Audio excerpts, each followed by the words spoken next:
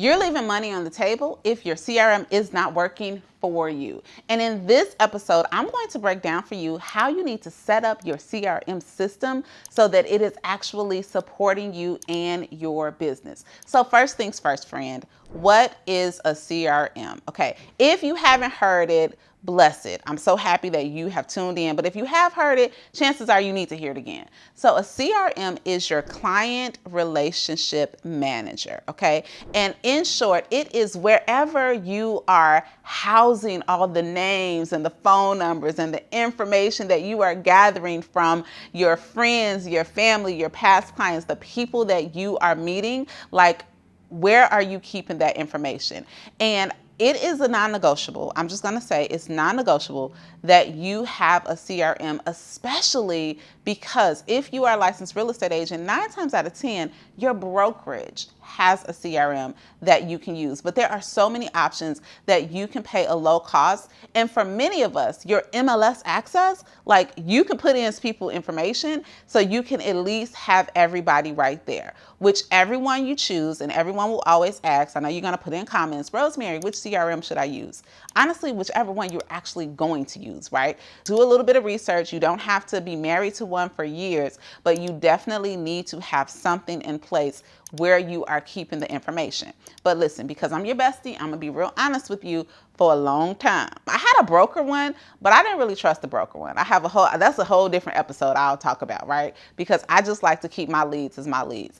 So because of that, for a long time, my CRM was literally a Google sheet. And you know why it worked and why I made $500,000 beyond with that Google sheet is because I was working that Google sheet. I was consistently going back to it, referencing it, and actually using it to help build the business. So let's talk about it. Wherever you use, whatever you use, let's talk about what you need in the CRM. So first things first, you need people in it, okay? You need to put the people's information in the CRM. Do not go through all of the trouble of doing the open houses. And, it already takes so much to build up the courage to speak to the stranger or get to know your neighbors or even your friends and family if you are not going to actually put them in the database where you are going to be best able to support them. So the first system I want you to put in place is designating time where everybody in your phone, everybody that you know, all of your contacts, even if you don't have their email and everything else, just make sure you have them in the CRM.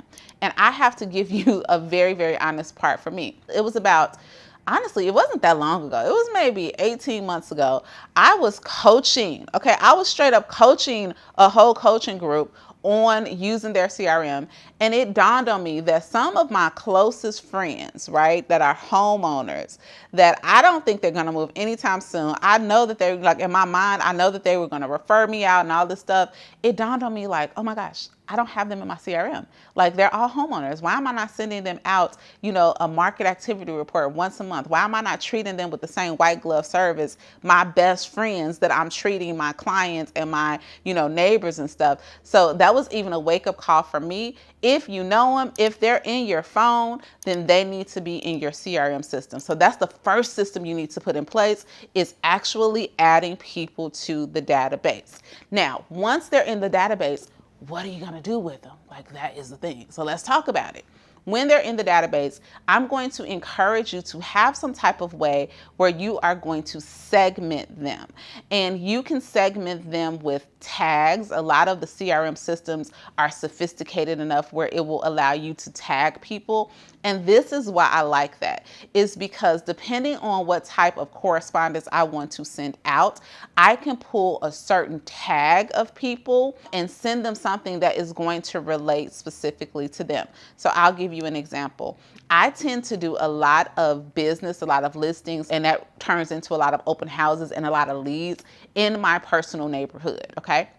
So I have a tag in my CRM with my neighborhood name. So if I happen to see that, the food truck is coming, or there is a neighborhood festival, or if I'm hosting something in the neighborhood, or I'm hosting an open house, I can, instead of blasting it out to my entire CRM and sending it to my friend who lives, two cities over, who's not really interested in what's happening in my neighborhood, that tag, because I have that system in place, I can correspond specific targeted information. So go in and like it's unlimited. Like I have some people that are tagged friend, they're tagged past client, they're tagged, based on what neighborhood they live in. They may be tagged mom, because when I send out Mother's Day things, I want to make sure that I'm reaching all the mamas in my group. So actually making sure that you have some sort of way of segmenting. So as you grow with your CRM, you can be more targeted in the information, as opposed to just sending out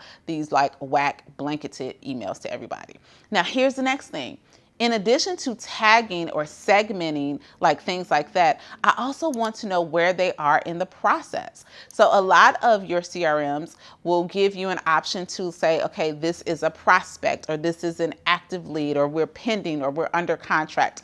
Make sure that you put in those things, because what I might do one day is I might pull all of my active leads, right? People who I have not transacted with yet, and today I'm going to specifically call them to see exactly where they are, to see exactly where I can provide them value. Are they still looking? Is there a school open house happening that they can go check out the schools in the neighborhood they were interested in? I want to see who's actually robust going forward right now.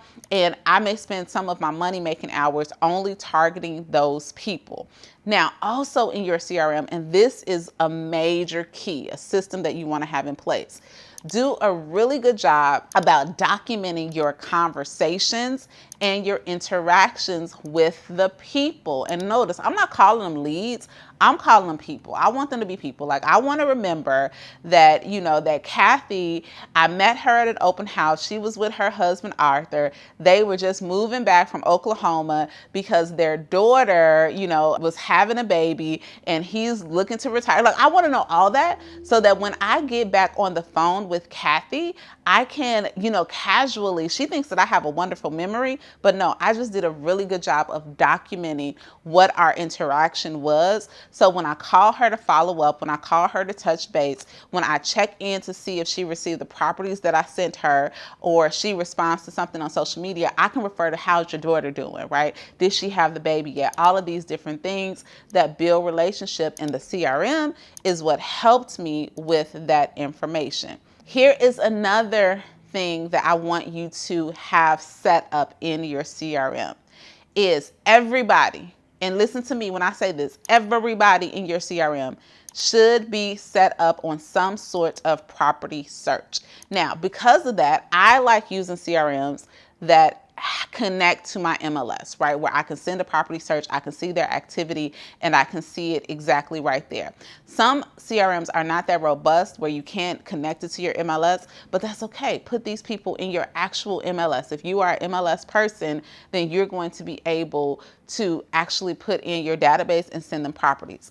I like to send properties to everyone in my database depending on where they are in the process. So obviously, if it's someone looking to buy or sell immediately, right, or in the near future, I'm sending them a weekly, in some cases a daily update on either a home that is like theirs, or a home, in the areas where they want to be, so that we can keep up with the market. I'm paying attention to how they're interacting. I'm not going to call and say, hey, I saw that you looked at 444 Main Street 3 times. I'm just going to say, hey girl, listen, I saw this really dope house on Main Street. I emailed it to you. Not sure if you saw it yet, but it has a baller master bath. And she's going to be like, oh my gosh, you're psychic.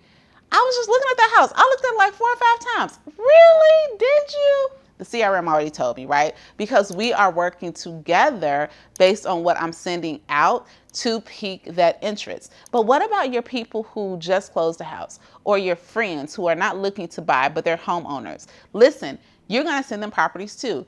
All of my friends, all of my past clients, anybody that I know, they are getting from me a monthly home equity report. And that literally is a monthly report that shows them what's happening around their neighborhood. And as a homeowner, right, I'm a homeowner, I appreciate that, right? I appreciate being able to look up and see exactly that my neighbor sold for this amount, or knowing, that this house was discounted, or this house went for even more than I would have listed my house for if I was ever listing it, and my house is better, okay? So these are just different ways and different systems that you want to have in place as you use your CRM. And here is the most important part, okay?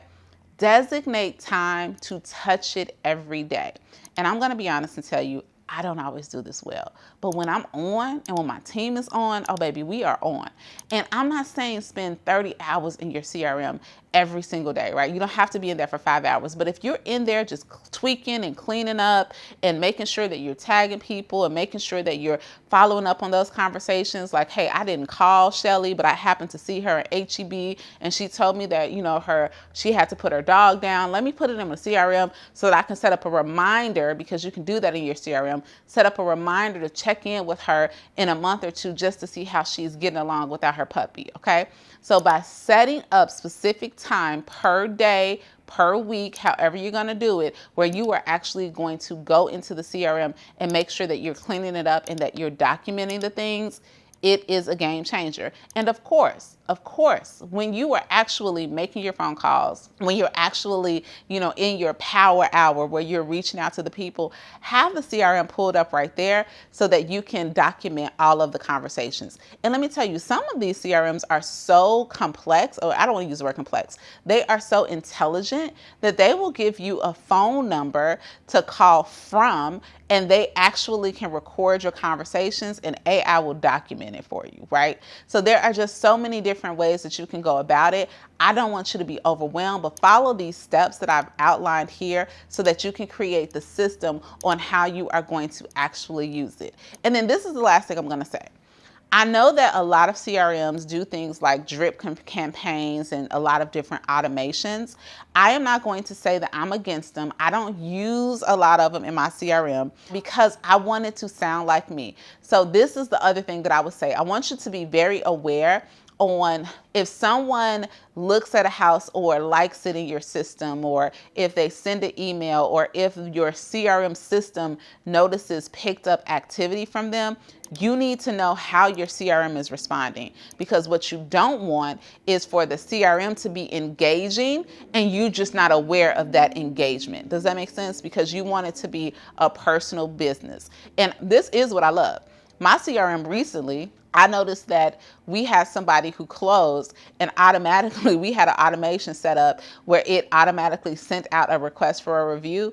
I didn't even realize that automation was there until the client sent the review back, right? And it was a wonderful review. I'm so happy that the CRM did it. But going forward, I was like, okay, let me check and see all the things that are happening, because I don't ever want a client to have a conversation with me and be talking to me about something that I sent out, right? Because the CRM will send it out on your behalf and I'm not exactly clear on it. So just make sure that you are understanding the automations that are set up so that it can be a fluid experience. Now, in the next video, we are going to continue with our systems conversations, and we're going to talk about systems that you need to have in place when you are listing a property.